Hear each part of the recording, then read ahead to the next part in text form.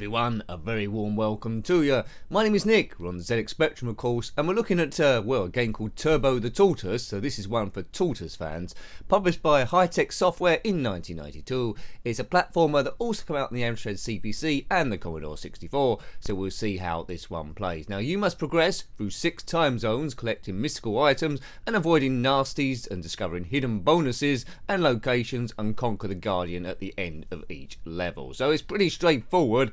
I think the villain of the piece is Dr. Lightning. So here I am, jumping along as you do. So it's a little bit like, I suppose, trying to be like Super Mario, because you can kill people by jumping on their heads.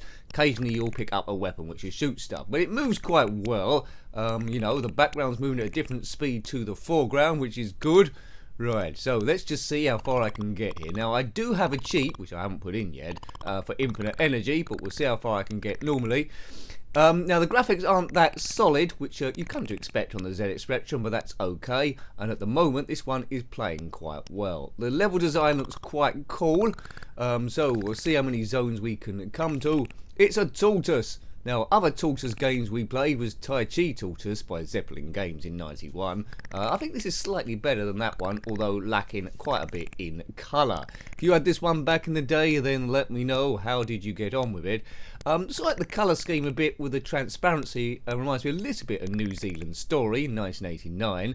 A lot of people consider that one a classic. I didn't get on with it that well, but I think this is better than that. But as I say, this was a few years later. So 1992, I don't think, oh, I've died there. 1992, I don't think we would have sold that many because, well, the 8-bit era is like over, wasn't it, in 1992? What's going on here?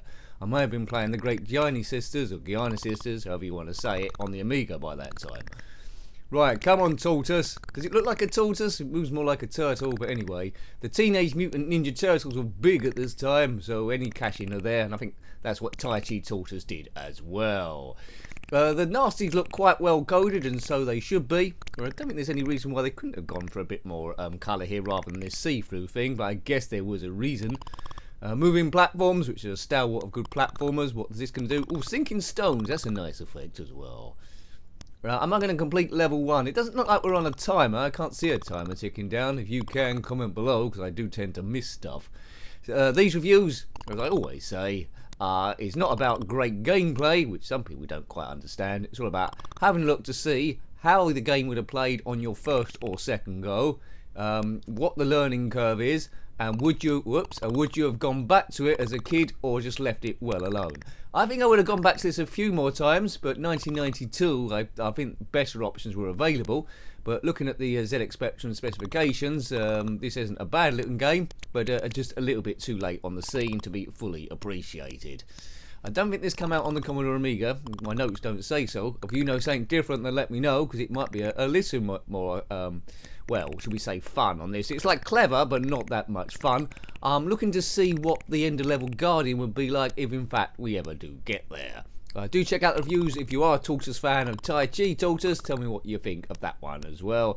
Maybe have a look. There's a review I done quite some time ago. Also an end of level boss there, New Zealand Story. Let me know what you think about that too. Right, we need to jump on this guy's head and then make a distance. There's one. Oh, I think we can fire stuff at him as well, right? So these ledges are conveniently positioned, so we can get distance on him and land on his bonce. I don't think that firing's doing much, and I've died again. And that's it. Right, well, game over.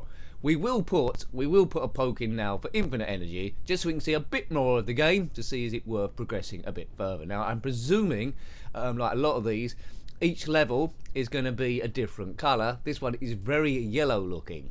Right, once more into the breach, dear friends, once more. Poke being entered. Prehistoric zone. Could have done with more dinosaurs, really, to be more prehistoric.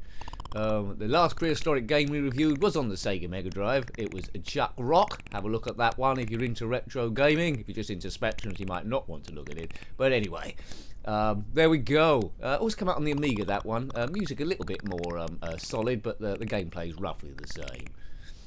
Right, now, we should be good now. We've got infinite energy. We should power across. I'm not sure what's going on with that top display there. The score, that could be a bit more fanciful. That screen in the middle is not doing too much. Perhaps that lights up when you've completed the stage. But we'll soon find out. What's that thing? Well, we got it. I think there's a 128k version on this. It possibly has got music playing as you go through, which might lift it a little bit further.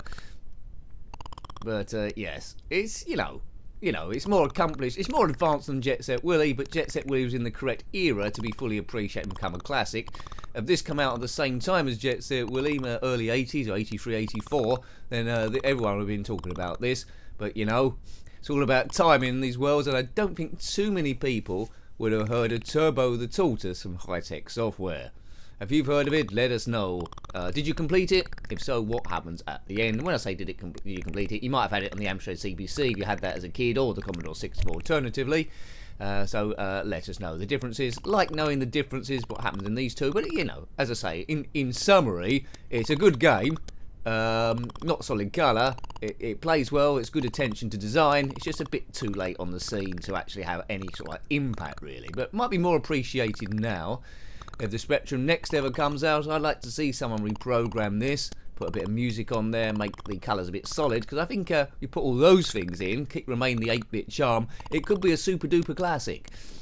Right, but I don't think anyone will recode it, because not many people know it exists.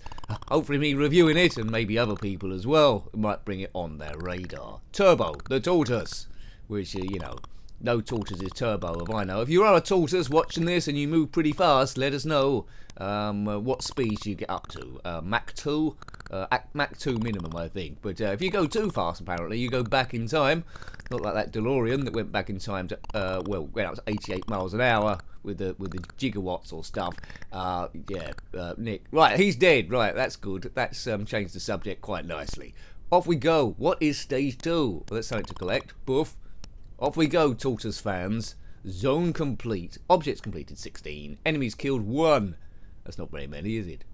I swear I will not kill anyone. Okay, what do you say? So now, the Ice Age Zone, which is sort of like prehistoric as well. Oh, right, there we go. So the last stage was yellow. This one is white. It's a similar sort of affair. So jump on the levels, work out how to get across. Whoops, missed that. Oh, landed in tar. I think normally that would kill you quite badly. What the things that... This is the Ice Age, folks, so if you're a historian and don't own a time machine, you can use this game to get an accurate representation of what the Ice Age was like. We've got our icebergs here, a fish jumping up and down, if indeed that's what it is. It's probably jumping up and down because it's so cold. It's trying to warm itself up a bit, and you would, wouldn't you? Comment below if you're a fish. Not sure how you're going to type that in. So the movements, as you probably notice, is jump left and right, and you can crouch to get lower underneath stuff. And occasionally, when you've collected objects, you can fire. Right, how are we going to... Obviously, this isn't how you do it, I think. Right, bounce off that. Yes. So it's a bit off Jurassic Park. I haven't reviewed any Jurassic Park games. I think there might have been one on the Commodore Amiga. There's certainly one on the Sega Mega Drive I need to come to. So, yeah, no, I do like these prehistoric games mainly. There's quite a few of them on the Commodore Amiga. I think BC Kid is one. I think it's called Bonk on the PC. As we crouch under here, the Flintstones on the ZX Spectrum isn't overly great, but yes. Right, let's go. Hugo, over him. Come on, Turbo. Excellent. Turbo the Tortoise.